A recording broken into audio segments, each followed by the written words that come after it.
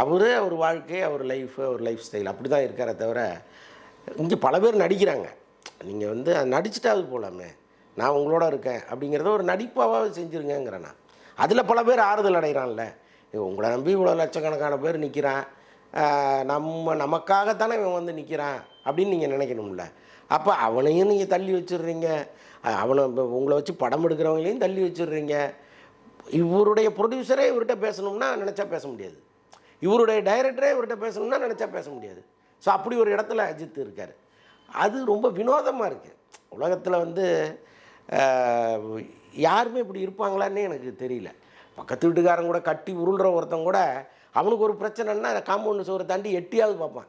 என்னமோ ஒரு பிரச்சனை ஆகிப்போச்சு, என்னடா நம்ம போகணுமா வேணாமான்ட்டு. இவர் எல்லாரையுமே எதிரிகளாக நினச்சி யாரையுமே எவனையுமே மதிக்கிறது இல்லை. எவனும் என் வீட்டுக்கு வராதிங்க, நான் உங்கள் வீட்டுக்கு வரமாட்டேன். இது என்ன பாலிசின்னு நமக்கு புரியல.